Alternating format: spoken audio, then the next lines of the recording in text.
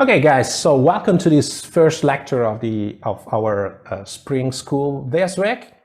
The lecture has a pretentious title, like the theory and methodology of agent-based modeling, and I just prepared this to introduce you to the field, to the world of agent-based modeling, which is very popular today, but it's a relatively young field. And I will just reconstruct a little bit the genealogy of agent-based modeling, because it's very important as a coordinate. So we are back to the 90s. I don't know. I mean, what you know about the 90s? In the 90s, I was a university student. Probably Simone and Nicolas were at the high school, and probably Federico was still piecing in his own paints or something like that, And so these are some icons of the 90s. You see a little bit of, you see these Spice Girls, probably, yes. You see Pulp Fiction, and you see some of the first examples of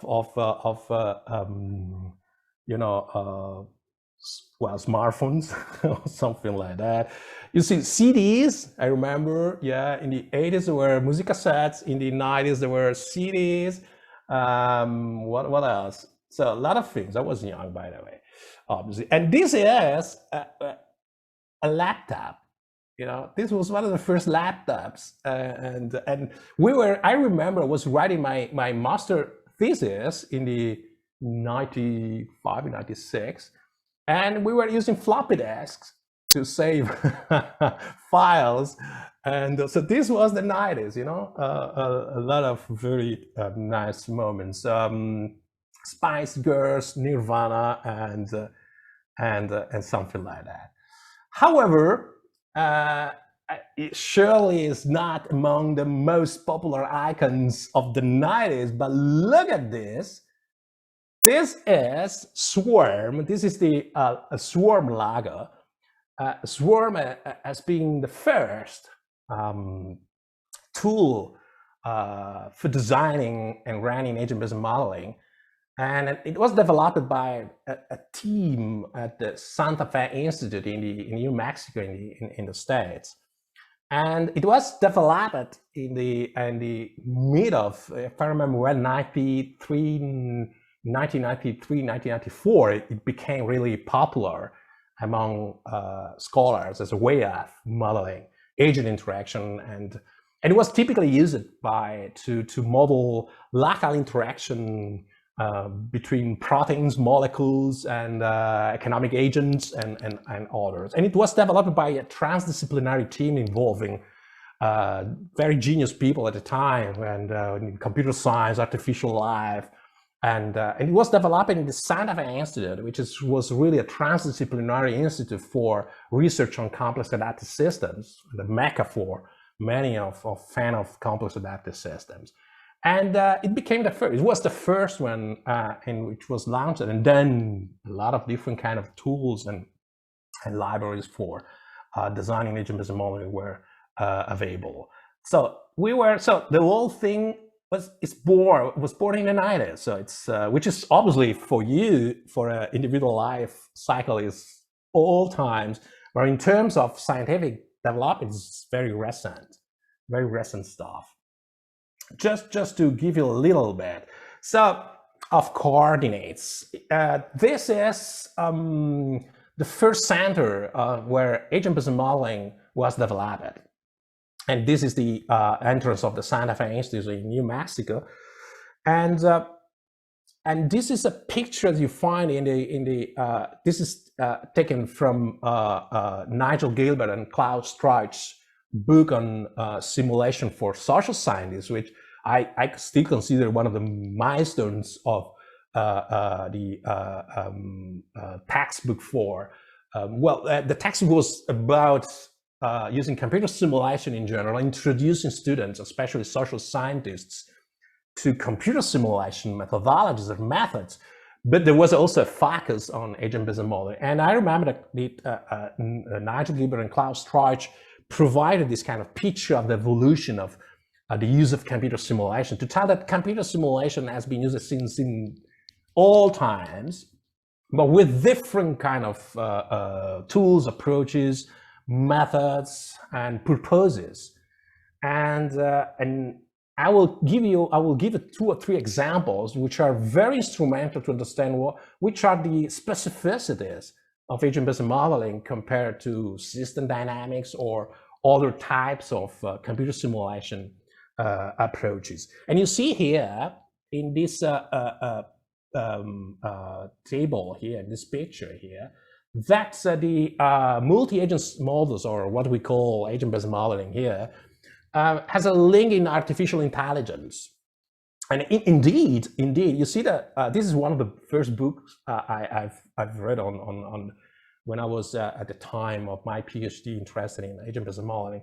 It's a very nice book by 3 guys in which you see this kind of idea of using agent-based modeling as a way to model and simulate a network of independent agents with local information, local vision, and very simple rules of behavior that interact on the geographical space, on an environment, and give rise to collective emergent properties, which are, I mean, for instance, interested at this is the caterpillars self-organization movement that you have seen in the first picture.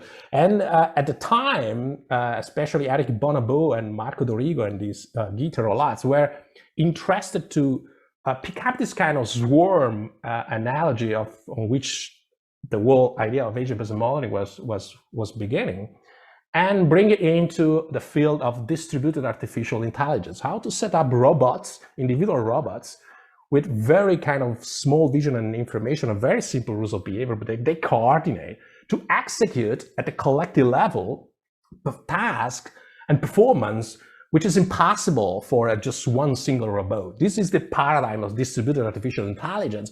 And I do believe that the origin of agent-based model really lies on this kind of distributed artificial intelligence research program.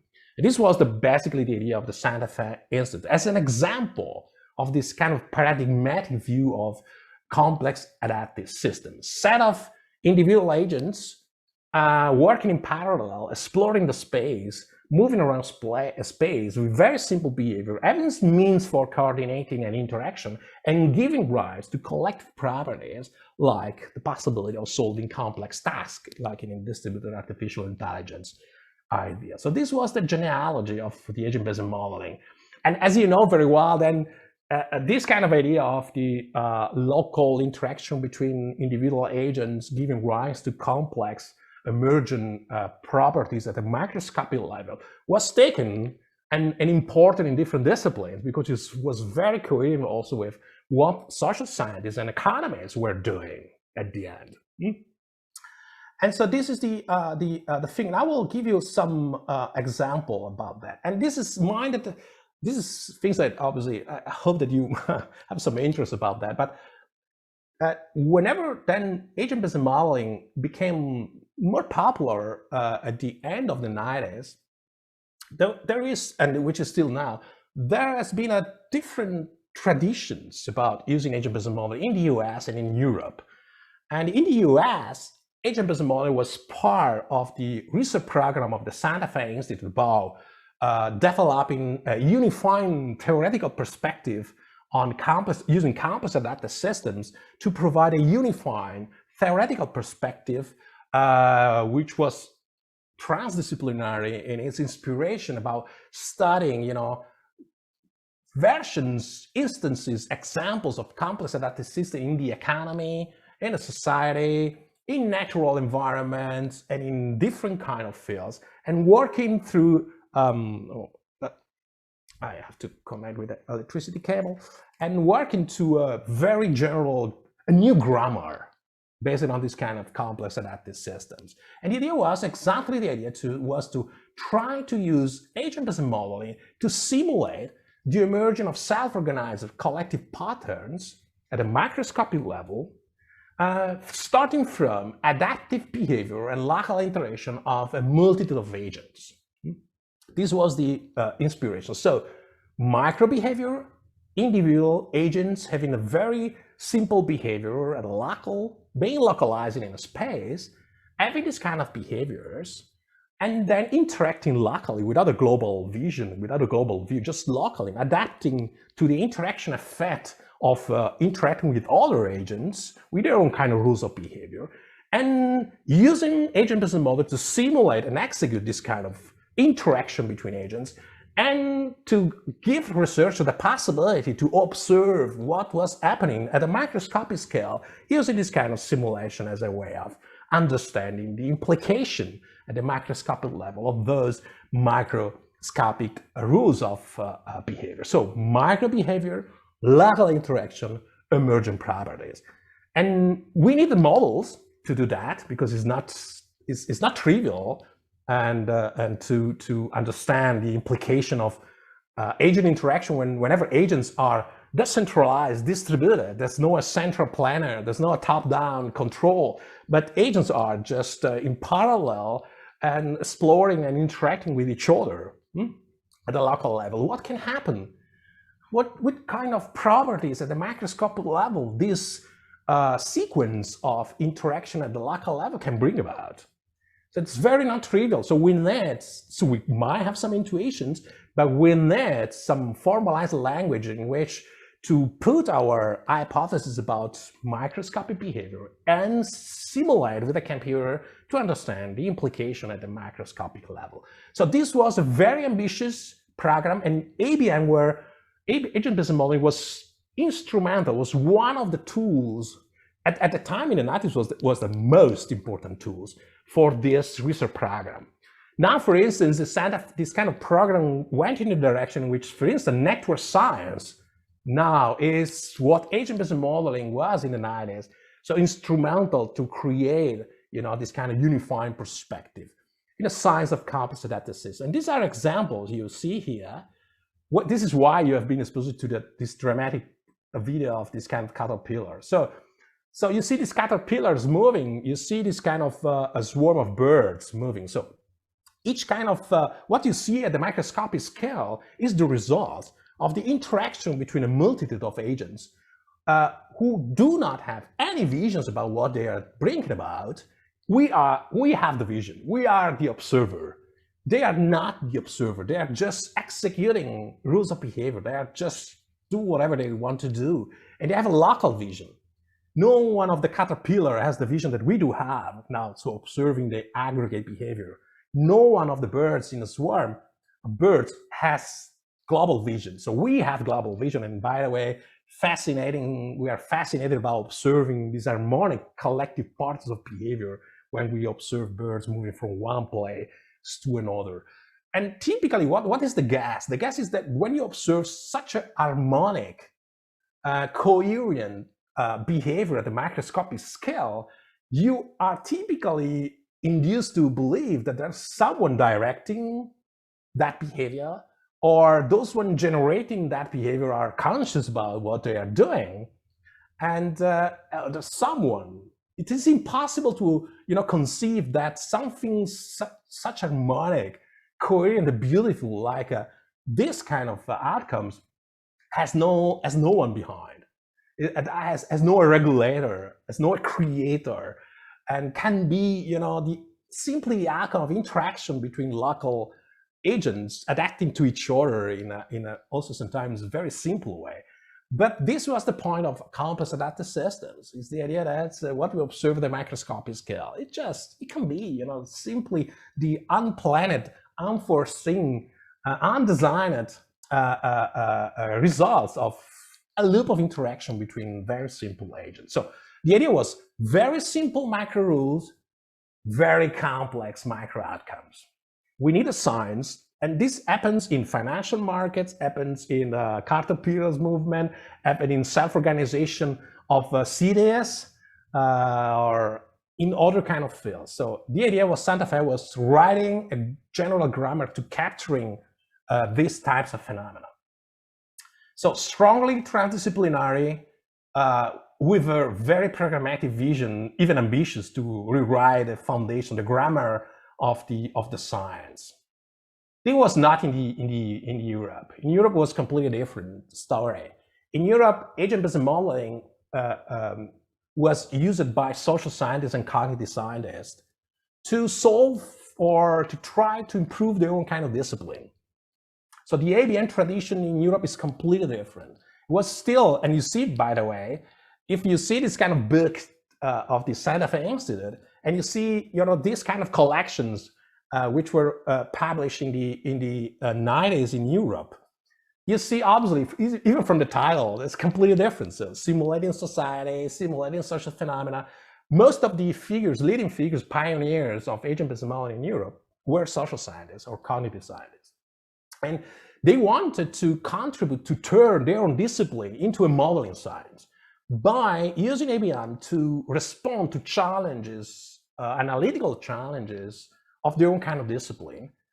And so it were more a social science and process. And so models, differently from the Santa Fe Institute inspired models, the European scholars were really more using agent-based modeling in more rich ways. For instance, a large stream using cognitive agents. So the idea of simple micro rules, complex macro outcomes in some of the Europeans pioneers of the agent-based modeling were not like that. It was, no, we need to make these kind of agents very, behaviorally friendly, cognitively friendly, sociologically friendly. So putting a lot of, hypotheses and theories about agent behavior, not micro simplification, adaptive agents, and then collective outcomes. Sometimes you find also in these books, or in this first pioneering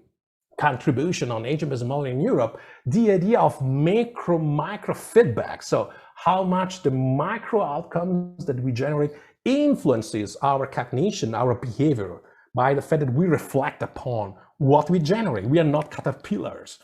That was the point. These kind of caterpillars, worm or birds idea analogies for many of Europeans were not sufficient to really develop interestingly, social science interestingly models. And so it was a completely different story. And by the way, interestingly, it's not the case that Europe got a very prominent role in agent-based modeling, especially in the social sciences. It's not the case that the flagship journal for people doing agent-based modeling, which is JAS, was established in Europe, in the UK. It's not the case that the most lively association for scholars doing agent-based modeling is Europeans, which is ESSA, European Social Simulation Association. So you can, I don't know if you are a fan of this kind of historical reconstruction, but you can see it still now, these differences between the US and European, although there's a lot of, obviously cross connections between these two communities. Just to tell you that you are not, it's not the case that Europeans are very much concerned about, introducing social science students or scholars to agent-based modeling, because this was the mission and the story seen from the beginning for a number of reasons. Even, that's a very complex adaptive system stories, initial conditions. So the initial conditions in the US were ABM incorporated into a Santa Fe Institute program, and initial condition in Europe where social science is taking this idea and developing it for their own kind of purpose. Still now, some of these kind of initial conditions explain the difference between the community of Europeans and the community of Americans in the agent-based modeling tradition. So why we do need that? So why you are here? You are here because you believe that you have some very complex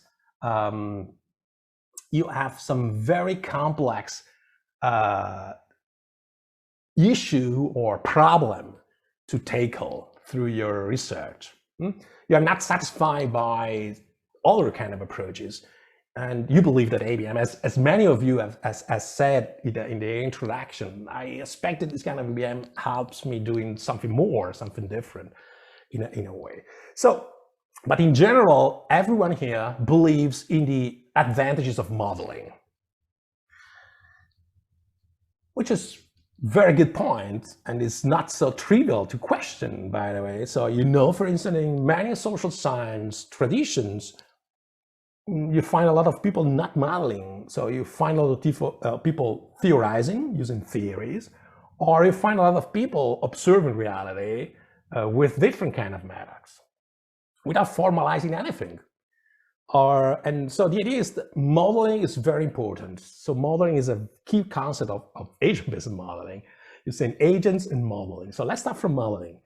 The idea is that models, so the idea is that we need something. So we want to understand something empirically relevant, something that we observe upon which we have data, but we don't address that kind of challenge directly with those kind of data, like in statistical modeling. No, we create something. We create a model. We create an artifact. We create something that has to run in our computer, and we assume that we can know better what happens outside there by learning something by modeling. So learning something from our models. And models are abstract pictures of reality. And there's plenty of examples of models, plenty of examples of languages in which we can translate or design our models. And mathematics is one of the pool forms of modeling. What is our modeling here? What is agent-based modeling? What does agent-based modeling add to the current picture? It adds nouns and verbs and many other things. So it adds nouns, but also verbs. So it's just not the idea that we have agents. We focus on agents. Which are our agents? What our agents are supposed to? Which are the properties of our agents? But our agents do something. So there's a process, there's a transformation, you see something, so there is action. This is the idea. And as you will see later, there's not only one agent and one action, like in economic standard models. There's many agents, many actions. So this is the idea. So probably the reason why you are here is that you want to model many agents with different characteristics, not just one. Not just the representative agent like in economic standard models, just one agent representing the whole market of producers or customers. No, you want to unpack this. You want to have a model which has many agents. And probably these agents are heterogeneous, have different properties, different characteristics, and they do different things. And so they are complex models. Why are you doing this? And this is the idea of Scott Page about confronting different types of models. Our models are complex models. Why? Yeah, because you have to explain an outcome which is probably largely unpredictable. It's probably unforeseen, unplanned.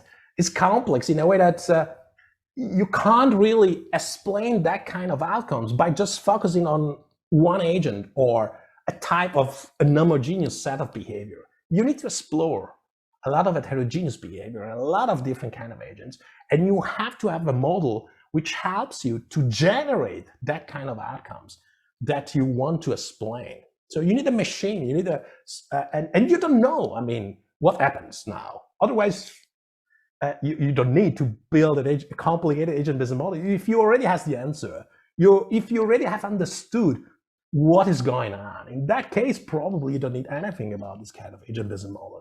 Let's give you some 3 examples of models that, in my opinion, helps us to understand the properties of agent-based modeling. This is incredible kind of model. Is the Forrester's World Dynamic Model, which was, as you probably, if we would go back to the Nigel Gilbert and Klaus Treutsch taxonomy or table or pictures about the evolution, you see that one of the first was system dynamics. It was a system of very complex partial equations. In the standard model, there were 250 equations representing causal loops And by the way, it was also represented as a causal loops diagram like this one, in which you see a lot of different kind of functions or variables with a lot of interaction between them, which has causal kind of loop. So this variable has a positive effect on that other variable, which has a negative effect on another variable, and you reconstruct all these kind of complex set of positive, negative, causal interactions between variables. And these guys, and this was pioneering this kind of use of computer simulation. You see here this kind of Meadows' famous, contribution of the 1972, the limits to growth, which was very largely debated and it was also, in our understanding, substantially detrimental to the cause of computer simulation, because they were using this kind of complex model with system dynamics to predict, the limits to the economic growth by, speculating on the rate of reproduction of population and the ratio between, population growth and economic resources. And there was a lot of part of the economic process, part of the demographic process, and the population dynamics all put together in a 250 equations with complex causal diagrams. And they were pretending to predict, some evolutionary scenarios in our global world economy and societies. What is here, independently regardless from the complexity, the model makers were assuming to know a lot.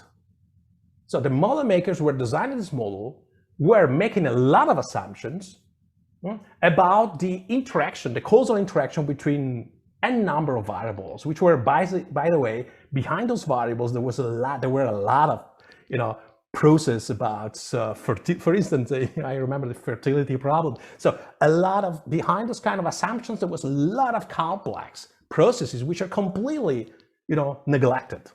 There were a microscopic view about variables. So in that case, the model makers assumed to know a lot and overimposed their knowledge about those interactions to the model. They were using the model just to solve those equations and to run this kind of simulation.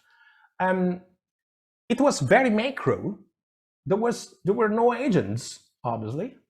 Agents were supposed to, reproduce themselves, to consume resources, and to make families, and blah, blah, blah. But they did not consider that. They were just microscopic picture.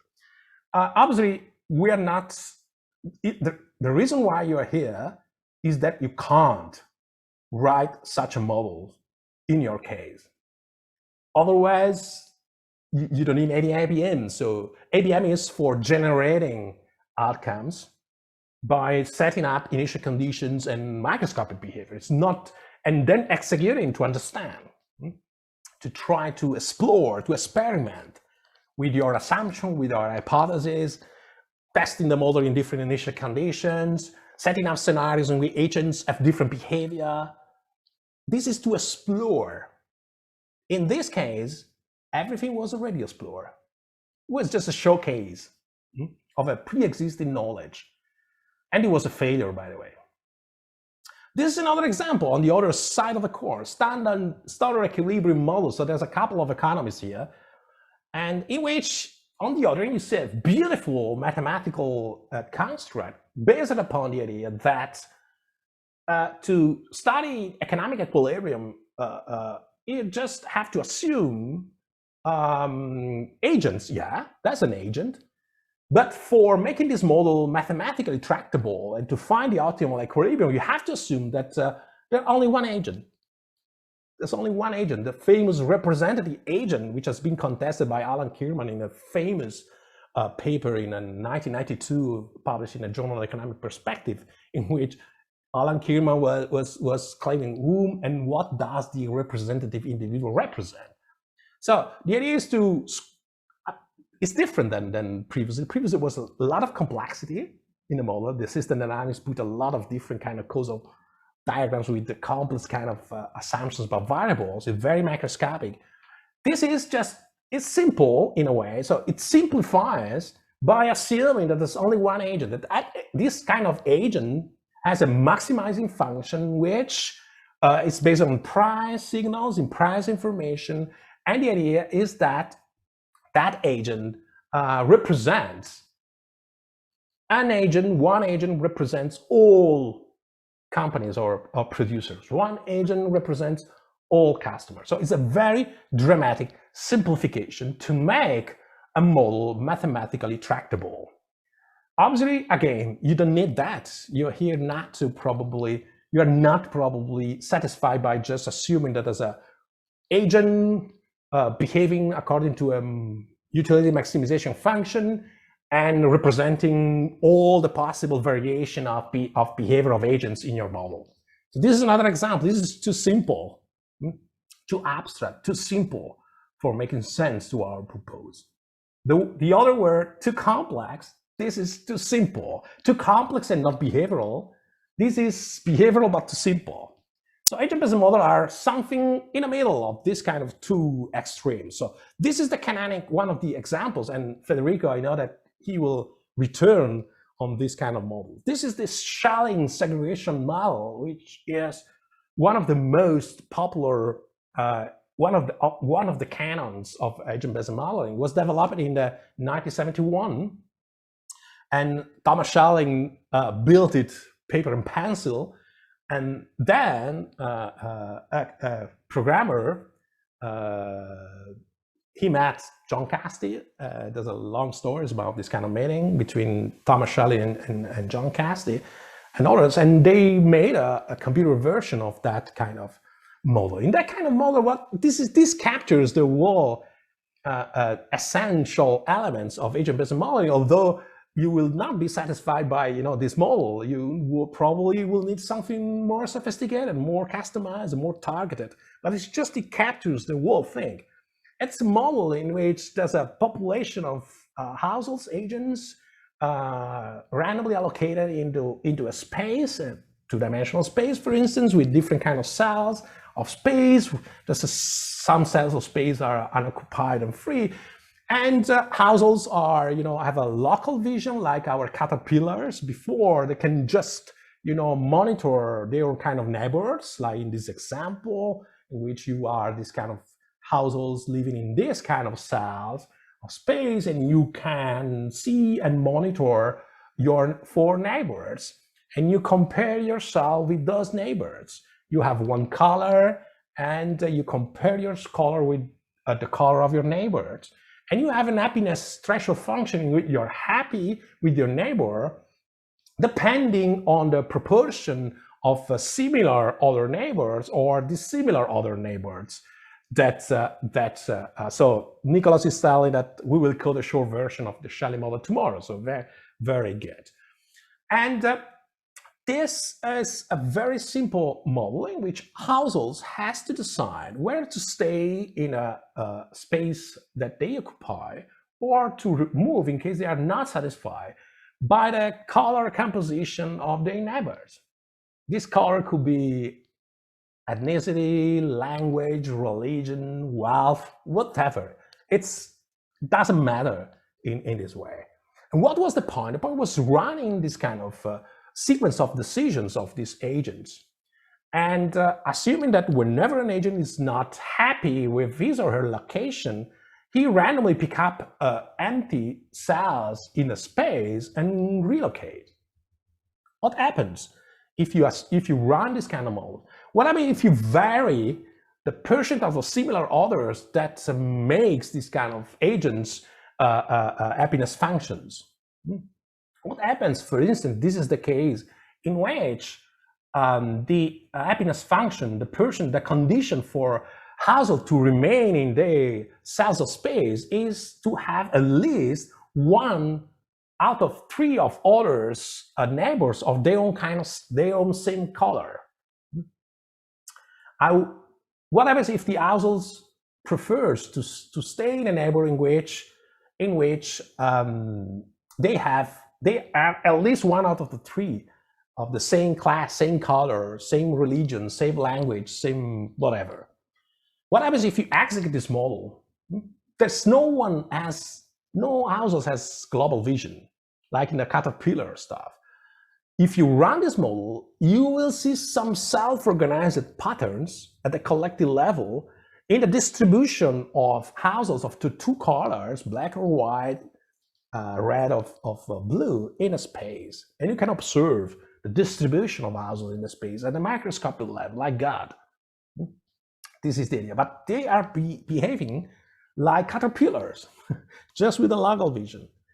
And the kind of things about Schelling was to show that the unequal distribution of households of two colors, two languages, two ethnicities in a space, so a form of segregation of households across a space, which is typical of many countries, many towns, especially, as Schelling was saying, the US, does not require that households has a very segregative preference. They want to be the majority, or of the neighbors. Even only with this kind of rules about preferring to live in a neighborhood where you are one out of the three, so you are a minority, by the way, makes a disproportional rate of segregation in a space. You see here, for instance, at some point, everyone's are happy about where they go, where they are, so the system crystallizes. So reaches a steady state, and but where there's a degree of segregation in the space of 74%, starting with preferences of agents at 33%. So there's a formation of clusters of agents of the same color, and at some point they're all satisfied and they stay there. But what about if you improve? If you make this kind of preferences a little bit more complex, more sophisticated. So now agents are not just satisfied if one out of the three of their neighbors have the same color. They are more pushy. They want to have 75% of similar of agents of a similar color to stay happy and to stay where they are, to stop there. This creates a lot of more complex dynamics in which, for instance, the system never reaches a steady state, never crystallizes. And so there's a constant proportion of agents unhappy, which continues to move. And by the way, very funny, that you see here from the visualization of the NetLago Schelling version, that there are obviously agents are in a different position. So agents here are very happy, surrounded by similar others. They don't move, they are in heaven, saying for the blues here, oh God, fantastic. But if you find in the borders between these two groups, it is full of neighbors in which agents are never happy. They continue to move because they don't reach these kind of conditions. And so these create this kind of things that part of the system, part of the space has reached equilibrium, part of the households has reached their goal and they are there. They will never move anymore. Part of the households are completely unhappy, and they will continue to move on the border between these two clusters of the groups. So you see the movement is exactly on the borders between these two groups. In that case, there will be tensions. So same system, same very simple rules, generating a lot of heterogeneous kind of patterns, also depending from the position or the regions of the spatial kind of distribution in a space. So what is the message of Schelling was, we need to disentangle macro atoms from micro motives. And this is one of the most, the explanation is the tipping point mechanism, which Schelling explains in his paper, of the fact that obviously whenever any agent relocates from one neighbor to another one, he or she is not only changing the composition of the incoming neighbors, but is also changing the composition of his or her previous neighbor. And so it generates an interaction cascades in which it's more probable that at some point each agent reaches their own kind of tipping points and they relocate as well. And so there's a cascade of of interaction by agents which are completely local vision. They are not global kind of vision. And so you see the mechanism is the tipping point, which Schelling explains so brilliantly in this kind of paper. And these tipping point mechanisms required to have a model to be captured. And typically what Schelling ends up is this brilliant sentence in the, I would suggest, by the way, if you did not read that book, read it, which is the Thomas Schelling book about micro motives and macro behavior, which was published in the 1978, in which Schelling recapitulates a little bit about his kind of research about segregation in general. It's a case of unintended consequences. And the idea was that if you don't have models to disentangle micro and macro level, we might end up in very colossal mistakes, which is whenever agents are sensitive to each other's behavior and they interact locally, they adapt their behavior to what others have done. So there is this interaction effect at the local level. So number of agents in their kind of local neighbors constantly adapting their kind of behavior. You end up with strange things, strange results, and that makes you guess that you can't map micro and macro linearly. So the macro outcome is not a linear, development of the micro level. So if you see segregation at the macroscopic outcome, it could be the outcome of unintended consequence instead of segregated preferences at the microscopic level. And vice versa, the same for the other way around. You can't, assume that you know very well the microscopic level and linearly extrapolating what happens at the microscopic even just by knowing how agents behave. No, you need a model that simulates adaptive interaction between agents. If you don't have the model, your explanatory powers are very weak, and you end up in making a mistake. I love this kind of sentence in which Schelling said that this analysis can warn against jumping to conclusion about individual intentions from observation of aggregates, or jumping to conclusion about the behavioral arguments from what one knows or can guess about individual intentions. In my understanding, this captures a lot about what we do with agent-based modeling. Disentangling macro and macro, and having models that run and execute and help us to explore and experiment about, initial condition and then outcomes of temporal processes.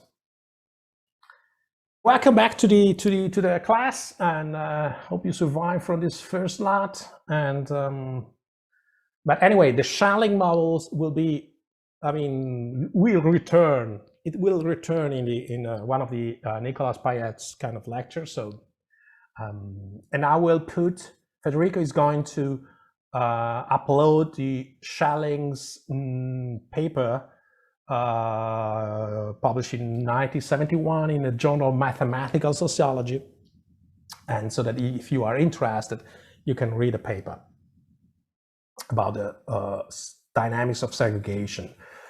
And okay, let me just also give you another example, and this still is linked to something that Nicolas Payet will do tomorrow, to, again, very briefly, very simple, and just to tell you how much macro outcomes can be sensitive to micro conditions or micro variations. And there's no proportion. So you might assume that completely different collective behavior at the macroscopic level are generated by completely different conditions at the microscopic level. So typically our human mind, our intuitive mind leads us to understand that there must be a correlation between these two kind of things. If you have great variation at the output level, they must be caused by high variation at the input level. That must be a kind of linear relationship between this input and output. I will show you why this is often not true, and so this is why we need to zoom or to concentrate or something in the between our input and output relationship. There's something that is transformative and that has to be understood. Otherwise, again, like in the Shalling's example, you end up with misplaced conclusions about a micro and macro link. So let's suppose to be an experimenter. Let's suppose you are like in this is your helicopter view or microscopic view, and you have some people at disposal in a lab setting like this one in this picture. Let's suppose that these people are waiting for instructions about what to do. They know that there's an experiment and they were waiting for your instructions. Let's suppose that you give very simple instructions to this group of people, and you explain that they are expected to execute those instructions, period. And let's suppose that you ask to a group of people in this setting to execute a very simple rule number 1. You say, guys, everyone is expected to pick up, select 2 other individuals in a group as a reference point, A or B, without telling, without making them knowing that they are your A and Bs. And when I say go, you simply do that. You move in a space, doing your best. This is your task, doing your best to be outside the ideal line connecting your A or B in the group. And everyone has their respective A's and B's and are behaving like that. They are just executing your instruction. And you say, guys, did you get it? Yes, go. And you observe what happens at the microscopic level of this group of people that you observe from the top. Let's suppose that you have the same group of people, similar group of people, similar setting, and you just change a little bit the rules. Again, everyone is instructed to pick up his or her A and B's without telling. But now, instead of instructing them to try to do their best to be outside the line connecting A or B, now you instruct them to say, you have to do your best whenever I say go to move and be in the between your A or B. You have to be in the middle, in the between, the idle line connecting in a space A or B. And you say, these guys are executing through. Let's suppose that they don't make mistakes. They've understood it very simple. They don't stop at some point to talk to each other. They just do that like machines, like your agents. What is your guess about what can happen at the group level? If I ask you to bet on which is from between rule number 1 and rule number 2, which is the one that will produce more likely a steady state equilibrium. At some point, the group has a shape, a form, a dynamics which is fixed. Steady state is an equilibrium. They don't move anymore in the space. It's like that. Which is rule number 1 and rule number 2? Rule number 1. Rule number 1 is most likely, according to I don't know who, because Jen, according to Jen, rule number 1 will crystallize the group in a configuration in a space, steady state. Anyone endorsing Jen? Probably someone will endorse Jen. So anyone against Jen? Anyone believing that? Make the caveat, I'm not very spatially aware, but in my very unspatially aware imagination, it would be easier to fulfill those for more people. So that's my logic, but my logic could be flawed. Okay, very well. It makes sense, don't worry. So anyone suggesting that rule number 2 is making the group stable in some or steady state equilibrium reaching at a collective level? Jen, you don't have anyone against you. Giacomo is, I did not get the chat, yeah. Rule number 2. I think it's Alicia. I think it's rule number 2, since it Alicia and Giacomo. draws a line and you have to be on one side or the other. Okay. So it just Giacomo is endorsing Alicia. Yes, Patrizia. Everyone is moving and executing in parallel this kind of instruction, this kind of behavior. Okay, so there's someone, so Jan was first, then Alicia and Giacomo and others were, okay, let's see what happens. Jan. Sorry, can I ask a question? Yeah. When you're saying group cohesiveness, can we explain what you mean by that? Is it like, are we looking for clusters? What is it that we're looking? Because I think I missed that part, so I'm not sure. No, I mean, the question is that what is between the rules, number 1 or 2, that is most likely to generate a collective partner at group level, which is everyone is stopped. Everyone, so the group level has reached a steady state equilibrium in which they don't move anymore. They are just there. Instead of constantly moving around the space without finding any kind of stable configuration, they are distributed in a space. This is the what you probably mean, Christina, clusters. So they're distributed in a space, in the same space, they stop. Okay. Well, I'm gonna go for 1. Why not? You go for room number 1. Just not to leave Jens alone. Yeah, that's another very fair kind of point. Yeah, because good point. Avoid being caught in the line between the A's and B's. Everybody will stand apart. So it's like when you drop a drop of oil in water, like everybody will dissipate, diffuse. Yeah. So that's my logic, but please. Okay. Please not. Excellent. So good point. Patrizia is joining the Alicia and Giacomo's group.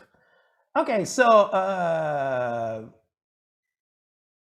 Alicia is right and Jan and Christina are wrong.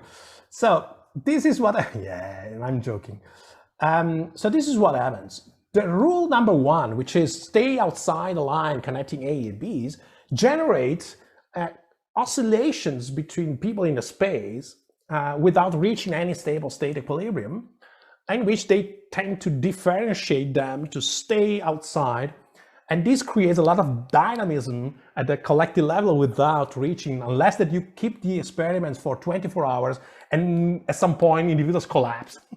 They fell into sleep and they go down on the floor. And then at some point you say, they could reach a steady state equilibrium, everyone collapsing because you don't give them any glass of water, and at some point they, whereas in the rule number 2, whereas people were staying in the middle, between, there's a concentration of individuals in some rounds of time in the same portion of space. It's, by the way, behind, there's a very fundamental law of physics, which is obviously centrifugal forces. Obviously, the stay in the between is a centripetal force, which attracts every individual at some point in the same portion of space. Unless they concentrate, they can't move anymore because there's no, there's a constraints about that. And the others are constantly, moving around. And, this is a very simple experiment. So different rules at the microscopic level generating different outcomes at the collective level. 1, steady state, very hard to predict where. But if you run again the same kind of procedures with other people, maybe in a slightly different kind of infrastructure environment, you will have almost deterministically the same kind of outcomes. Concentration of people in the same portion of space. Difficult to understand if more on the right, more on the left. How does it take?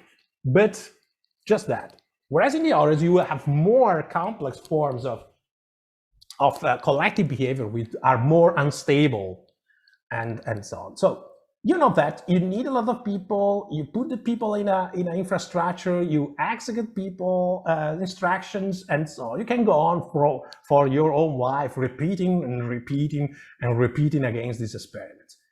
This is what an agent-based model is very easy, There's a version that also Nicolas tomorrow will use about this kind of years and cohorts model. It's very nice, again, that years and cohorts model, the version of exactly the same experiments that we have seen in a NetLago agent-based modeling, has a little bit of frame, which is quite nice. In years and cohorts, the frame is not that you have to be pick up your A and B and stay between or outside line. It's that one is an enemy and one is a friend, and you have to avoid, for instance, you have to be in the middle to avoid that your friend and one of his enemy fight to each other, and you put in the between to try to separate this kind of two. You are so heroes to run your life to separate a friend of yours from his or her enemy, or you are a little bit a coward and you go around, stay outside the line, connecting your friends and your enemy that they will fight each other. So it's a frame which is a little bit different than what I've done in this kind of experiment. However, again, in this kind of NetLago, a very simple model, you can experiment by, for instance, instead of giving these people a very, everyone with the same kind of rule, you can initiate your group of agents with different kind of rules. Some are more heroes, some are more cowards. You can test heterogeneity in terms of the initial condition. And by the way, unlike in a physical space in which, you know, if you see here in the landscape here, it's very difficult that humans end up from one window and reappears in another window. And so that physical space has boundaries which are very difficult to ask people to violate. And it's impossible that people exit from the window that you see on your right and it appears in the window that you see in the left. So it's very difficult that. There are constraints and boundaries. And you might ask what happens when you remove those boundaries. What happens? And it's very nice, for instance, in the NetLago version, that whenever there's a boundaries, like in the physical interspace, people are, you know, whenever they are using this kind of rules, whenever they are cowards and they stay outside their kind of friends and enemy, their line, they tend to be distributed across the boundaries of this kind of two-dimensional space. Whereas if you had like a torus in which, you know, people can end up on the right and appear on the left, or there's no this kind of boundaries, again, it's even more difficult that you observe at the microscopic level any kind of stable forms of configuration in a space. So this is another thing about how much we can remove or explore conditions which are impossible or hardly difficult in empirical settings or experimental settings. And by the way, you might also ask your agents in NetLago to execute these rules for 20 days without sleeping. And you can also, you know, ask them to behave in a model without feeling any form to the ethical committee of your university because you are abusing subjects, or so there's no ethical implication. You can experiment a lot. You are just, and the cost of experimentation is very low. Whereas experimenting in real settings is extremely costly. It's very difficult, and sometimes it's also unethical or impossible. Again, no human beings can exit from one window and appearing on the other side of your lab. Very difficult. And humans are made to make decisions for the cycle of attention, you know, 45 minutes. You can't ask them to, and by the way, I'll also tell you that in your model, agents can die and they can replicate. They can have offsprings. You can look at the evolution on the long run, which is impossible with humans. Ewa, does any questions? And can you elaborate, Eva? If you want.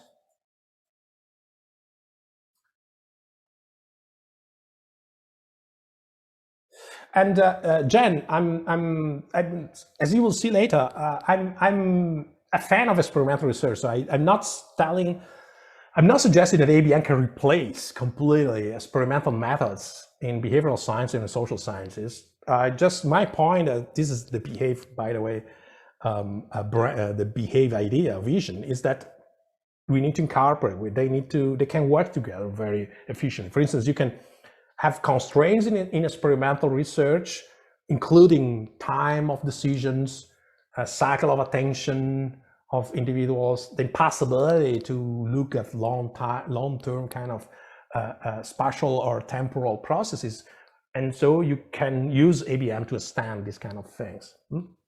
Yeah, I think I got that. I think what I meant was if you wanted to take a kind of empirical, like a statistical approach to answering a similar question, you would have to know, you'd have to find a period of time where you knew, because in reality a person might be cowardly sometimes and heroic sometimes. So if you wanted to say like what do they do when they're heroic or when they're cowardly, you would have to know, and you probably wouldn't know that. So then you end up doing this really complicated analysis to try and assign the state first and then to backwards. So I think that's like a really cool thing, that you could just be like, well, I know this agent I can set up. It removes that barrier to answering. That's a very good point. And by the way, it's also another thing is that individuals, whenever required to execute a task, especially if this kind of task includes sequences of tasks or decisions, again, there's a lot of noise. Now there's a lot of, not only cognitive mistakes, but again, selective attentions, and so on. So they vary more, obviously. Humans are more varied, so they whereas if you do the same, if you have an analogy of the experiments into an ABM, they do exactly what you train or instruct them to do. There's no, it's a little bit of, and then by the way, you have to add, if you want to explore the role of noise, or you have explicitly to add these kind of noise functions to the agent. So this is another kind of problem. Yeah, there was a question about Eva. There was an attractive or repulsive forces, but it was not, built into the model structure. Agents were simply, executing rules, and they were simply acting like in the caterpillars examples or in the Schelling models example, just locally. They were just locally interacting. You assume that, an agent is moving, trying to execute his or her task, but given that every agent has A or B's, and everyone, also my A's and my B's has also their own respective area B's. And you saw an escalator sequential, like in a Schelling example. The adaptation, the interaction matter is that every movement from each agent in a group has an influence, either direct or indirect, to the situation of another agent. So that's the point. There's no objective functions like an attractor on which they are executing locally. Okay, I understand. Got it. Okay, so another example of very nice kind of very simple things. Whenever you have a puzzle, which can be, obviously, you need to understand the influence, the outcome of interaction between agents.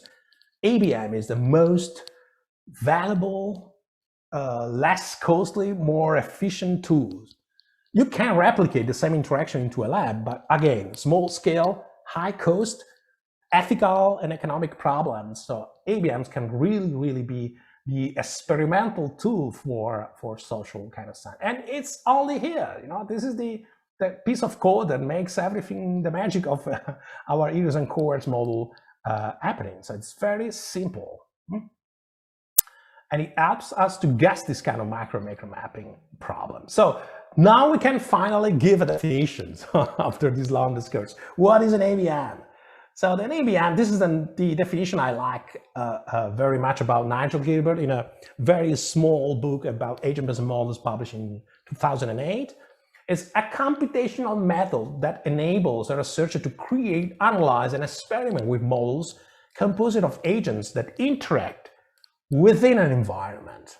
The environment, as you will see, can be different, very, very different. The environment that Schelling models is an idealized city of urban landscape.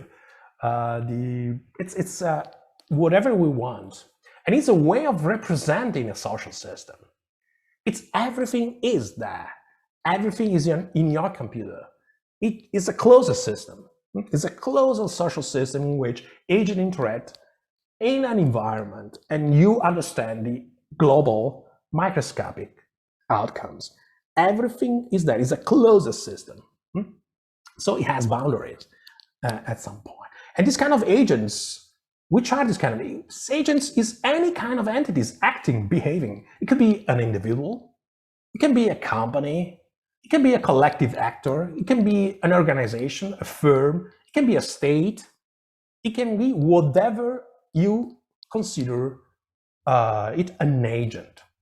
Someone, something, someone or something that behaves, that executes, that has action, that has agency. And but we are not interested to understand the isolated behavior of agents. We are not interested to understand agent behavior. We are interested to start from agent behavior to understand global collective patterns, group level, collective level dynamics. This is the most important inspiration of agent-based models. And then you say, okay, you have shown, Flaminio, you have shown very simple models in which agents were either households like in Schelling or individuals like in heroes and cohorts, and they were simply executing rules of behavior very simple. And yes, of course, the level of simplification or sophistication of the microscopic rules is your job. It depends on you.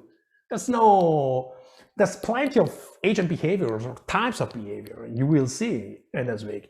You can maybe you can have agents which are forward-looking, have strategic goals, starting from information and then maximize the function. Or you can have agent backward-looking that are set up heuristics of behavior and rules for changing those heuristics depending on a threshold function or whatever. You can have agents having a set of rules and learning by the experience about trying this set of rules, having a kind of function say that these are efficient or not, and changing those rules. Or you can have a set of rules and agents applying those rules depending on conditions that they observe or they are in front of during the interaction. Again, it's very flexible. So you can even agree, you can, again, it's not my super fan of this, but you might have agents, we have cognitive, very complex cognitive process. You can have lines of codes for modeling the cognitive process behind each agent's decision. Up to you, just a matter of time and questions. It's very flexible, as is the type of environment. The environment could be, you are a game theorist, you want to test the evolution of certain kind of social norms for understanding how much they are instrumental to make individuals not falling into a trap of mutual defections or of free riding, but generating a public good, for instance. And then your environment is a payoff matrix in game theory. Or your environment is a market, or your environment is social networks. If you're studying diffusion of innovation, for instance, your environment is just the networks of people and networks of contacts and ties between individuals. Or you can have a very rich representation of space. Unlike the Schelling abstract representation of space, you might have a GIS visualization of a very specific portion of space in which your agents are embedded. Again, different types of constraints and environmental aspects that it depends on you. Depends on what is your goal. The question is that you initialize a model according to some parameters, some variables, and at some point you could go and you observe the dynamics on time. You simulate. So this kind of execution of rules generate. This is the verbs of the agent-based model. There are actions. They generate processes, and you observe what is going on. And you can go back. You can return, change the initial condition or some values of some important parameters, and you see and you observe over time the differences at the aggregate levels that this manipulation or these initial conditions do. Yes, it is possible, Viva. You can incorporate maps and environments in very also vivid types of aspects. You can do that. There are examples of environmental ABM also in Atlago with a quite vivid, precise representation of a physical space or urban spaces. Yeah. For instance, you can simulate pedestrian, you can simulate streets with pedestrian who are deciding whether or not to cross the streets, and car drivers who are deciding whether or not to kill those pedestrians, and this kind of stuff. Yeah. Not just theory, also very concrete things. But mind that unlike statistical models, which explains aggregates, social aggregates, as due to the effect of other aggregates, or mathematical models in which at some point you assume population homogeneity, like in the representative agent mantra, here our social aggregates are the results of the emerging process, what emerges at the microscopic level by the iterated executions of micro rules at the microscopic level. So they are generated by your model, and not pre-established or pre-established, like in a system dynamics in which model makers knew everything, basically, all the possible kind of causal relationship between variables. So we grow that emergent dynamics by simulating our model. And so we explore this kind of micro-macro mapping in a Schalling's area. We disentangle those two. And this is the beauty of the agent business model. The social life, whatever meanings you can give to this kind of concept of social life, is in your computer. You are like God.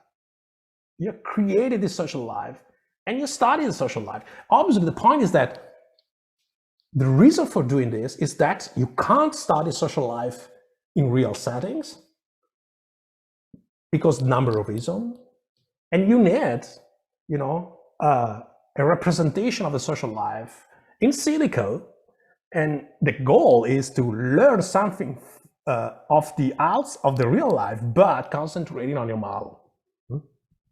And this is the whole idea. Okay, so, and this is the idea of causally closed generative models, which is our point. So this is the idea. So we have a generative model. For generative means that we explore the micro conditions that generate that macro patterns, the macro dynamics that we want to explain, are not pre-established, are generated. So you have a model that generates the type of macroscopic regularities or outcome dynamics that you want to understand. What is the best whenever we understand something complex? What is the best way of understanding something complex? Is replicated it, is generated it, regenerated it.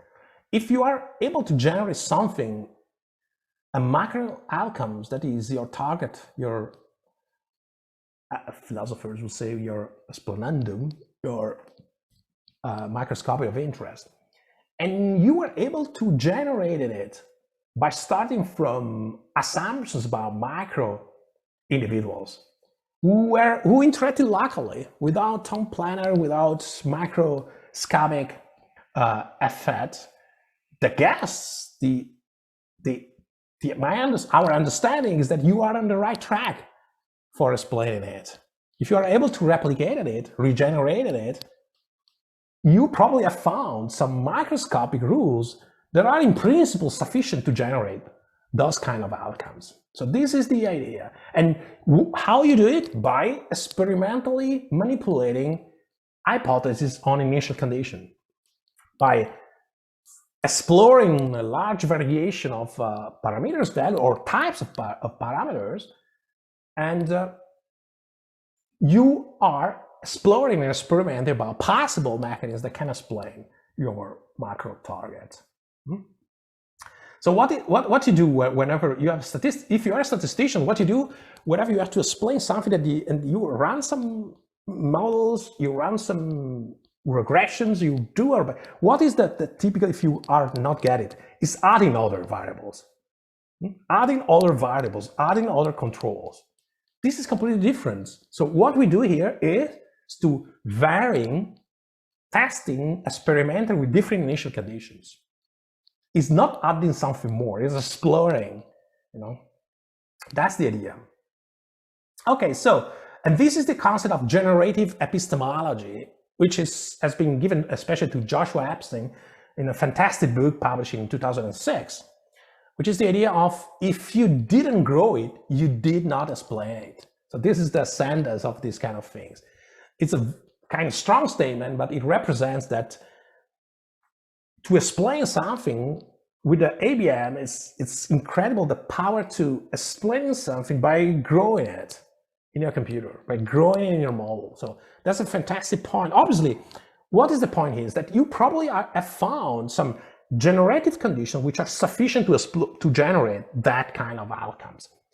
Obviously, in the reality, there's a plenty of complexity around in which you can probably have found sufficient condition to generate and so to explain your outcome. But maybe those kind of conditions are sufficient but not necessary, or are not exactly those which are responsible for that kind of outcomes that empirically is relevant for you. Again, you go back and you explore, you manipulate, you change your hypothesis about microscopy. So it's very easy with the ABM, very difficult with other types of methods. So this is the idea, exploring conditions that can generate and so explain outcomes. For doing what? For doing different kind of things. I'm closing here. Understanding a problem, explaining something. There's a lot of prediction discussion today. You have probably seen a lot of agent-based modeling on COVID, or agent-based modeling or variants used for predicting or estimating, what was the best kind of intervention to try to flatten the curve of the pandemic. And many people use the computer simulation, in some of the cases also agent-based modeling, to try to inform public policy. In those cases, the goal is not to understand a problem or to explain a given outcome, it's just to develop scenarios which can inform policymakers or decision makers. So there's a lot of different types of goals that you might have. The question is that being ABM very large, it contains multitudes, so there's a different kind of purposes that we might have for building ABMs.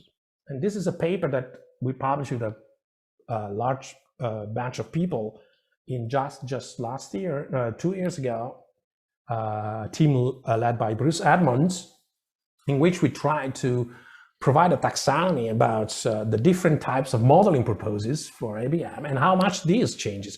If your purpose is to assist a decision maker in understanding what is best for his or her organization, I mean, the problem, the model should be customized and targeted to the specific case. It has to include a lot of domain specificities about that kind of organization or that kind of context. And so it has to be a very vivid representation. It has to be rich enough to make sense for the decision maker that you claim or wants to assist. And in that case, probably some of these kind of models will be less useful for you, and you have to start designing a model according to the knowledge domain.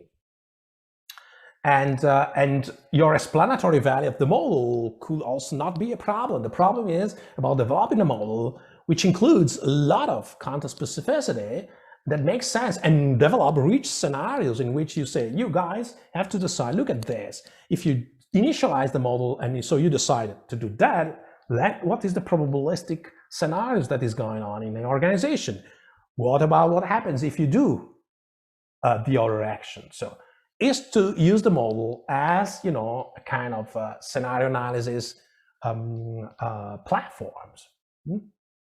If you want to have, for instance, if you study cooperation or social norms and you want to have a model that explains which are the type of social norms that can evolve in a population over time, that can, ensure that cooperation between individuals is evolutionary stable, you probably don't need a very specific kind of, your model will not be similar to a specific kind of context or domains. It will be very general.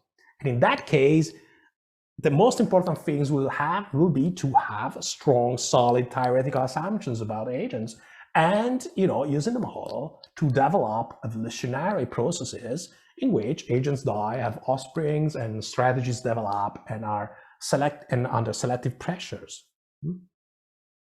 That's very yes, Patrizia, I will send it the paper. I will share the paper.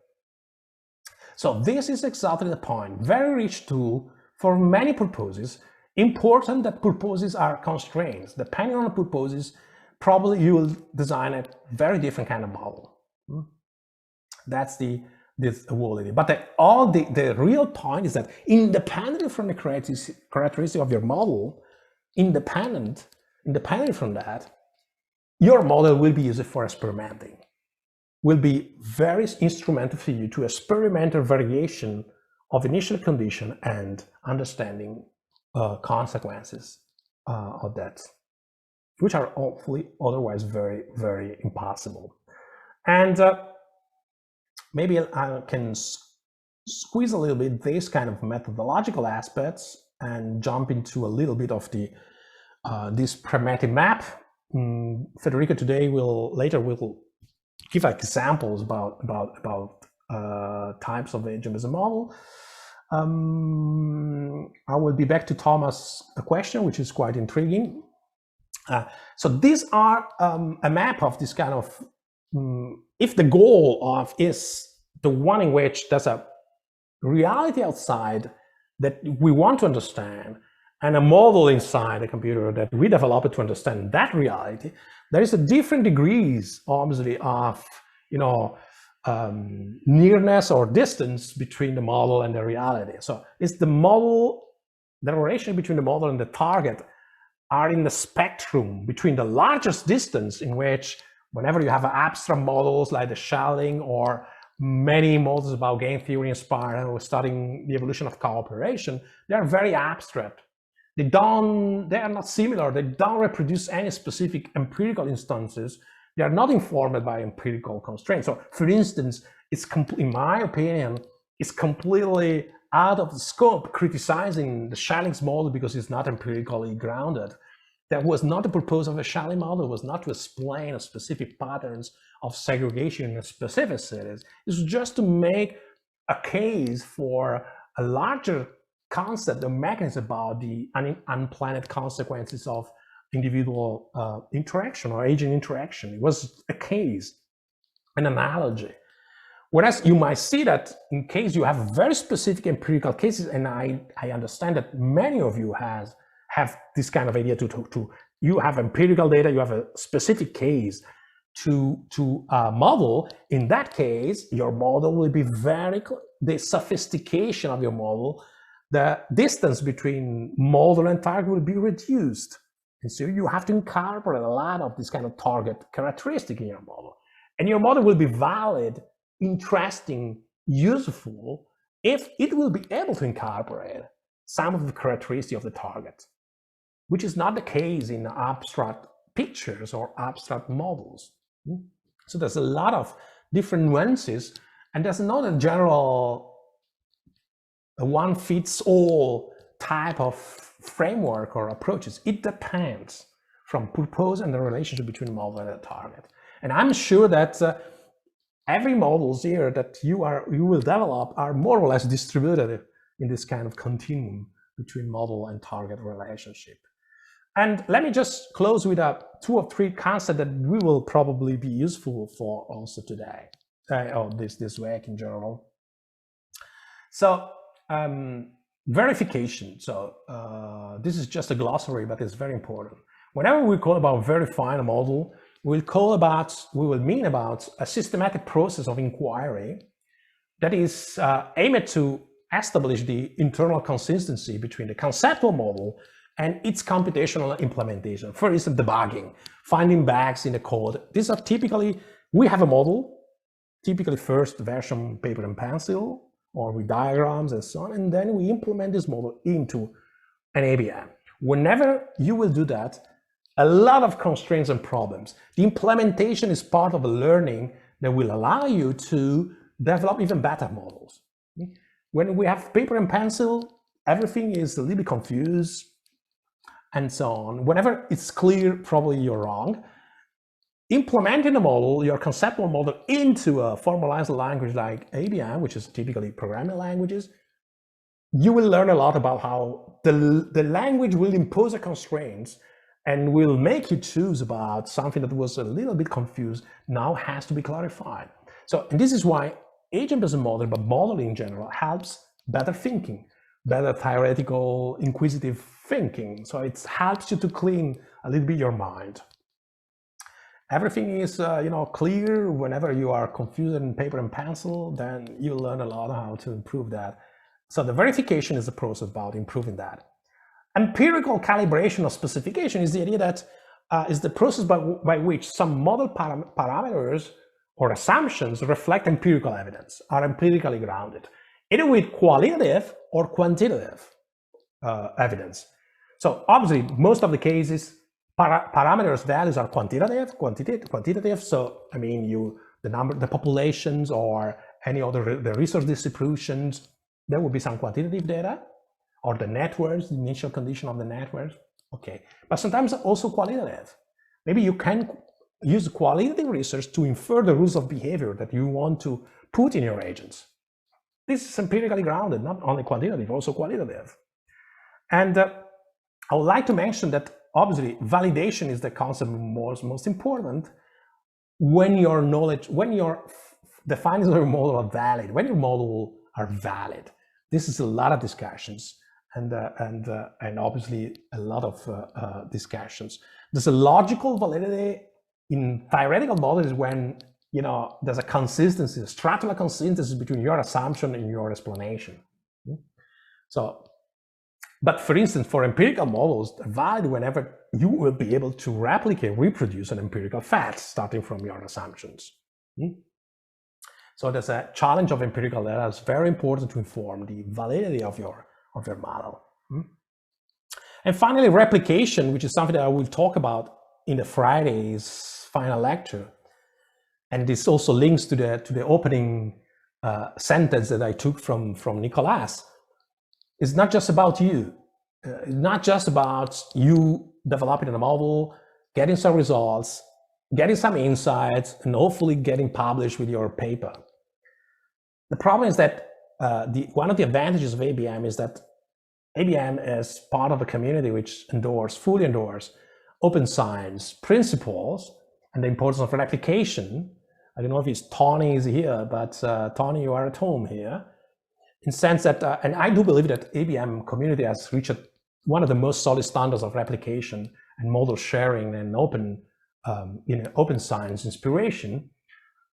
Our models, our journals in which you will publish your ABM tomorrow will require, mostly for sure, or in case they will ask why you're not sharing, they will require the model to be publicly available in some online repositories, I will explain on Friday, for replication. So replication is a process of our model is independently scrutinized by peers, by rerunning it. That's one advantage is that whenever you will make your public code available, you will write a better model. This is an intrinsic motivation. And secondly, ABM is a community, and it's fully endorsed the idea of cumulative findings, the importance of cumulativeness in research, which is very low in social sciences in many cases, but in ABM is very strong. But these are the concepts that you will end up. So what is ABM? Is a theory, is a method, is a tool, everything or nothing. It's what you want it is. It's not a theory. It's an approach to understanding processes. It's a tool, that's for sure. And if the tool is not used with a method, you run a risk of killing yourself. So it's a tool with a specific method for experimentation and also theoretical inquiry. It's all of these things together. Okay, so guys, I think I am done, and there's a references here. I will put all these references into the folder in the meantime. And there's this questions. I'm a little bit running now, 13 minutes. I could have done worse. So there are questions around here. Coming from a stats and reproducibility background, is there a notion of false positive findings in ABM? Starting at generate. Yes, that's a very good point, Thomas. A very good point. No, we are not.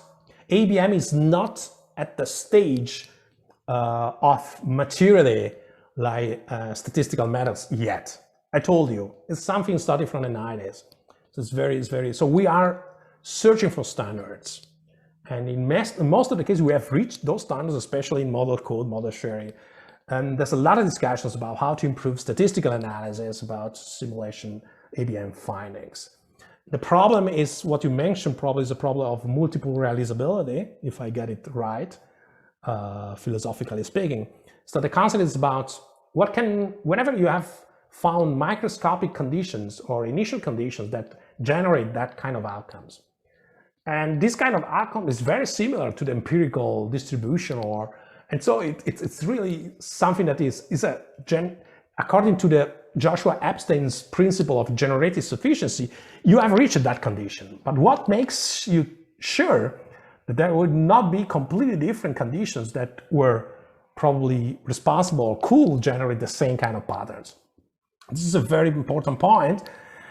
And but my question is that in principle, ABM can help you because it dramatically reduces constraints in terms of experimentation. So at some point you might, I just wanted to return a little bit to the slides that I did not, because it's relevant here. Let me see if I can get it back.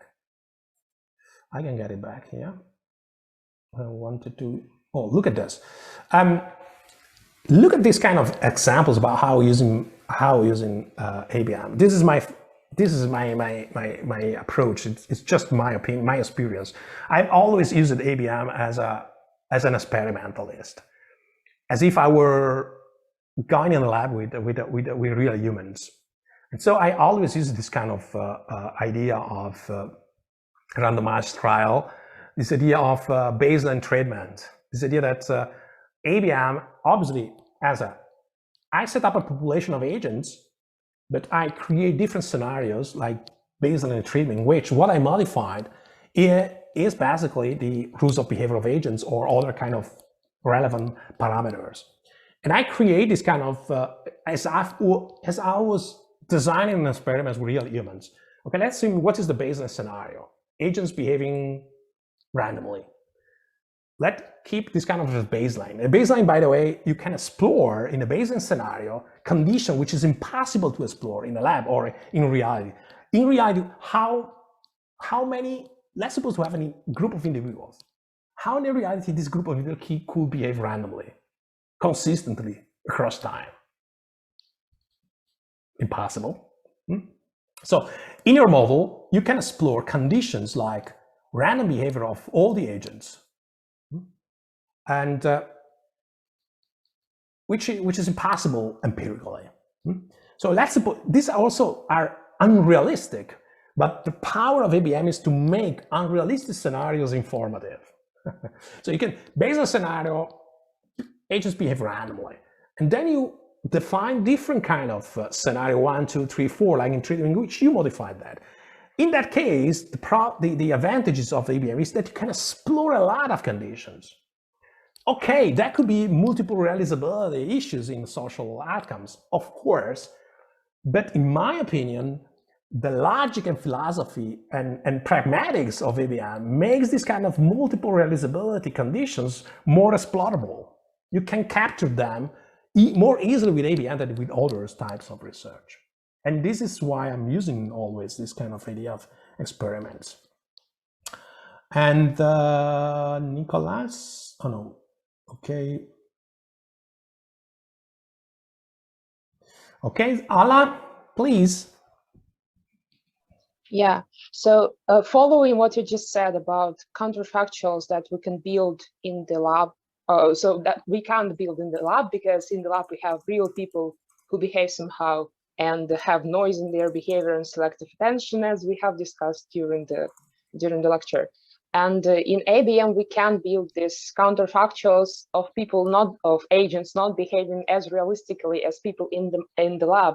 So I'm thinking, it's not really a question, but I'm just thinking, so having explored these counterfactuals, and for example, having some poor fit to the data acquired in the lab, I think it is the way to kind of make explicit what exactly about people's behavior we don't understand. So where our assumptions somehow fail, or what assumptions we should include in the model for it to show the fit to the lab data, or does it it's just maybe a question of validation of ABMs with the lab data in the first place. So how realistic is behavior of people in the lab, or we should validate them with the real world data, digital traces, whatever else. So this is just my thinking, and how would you comment on that?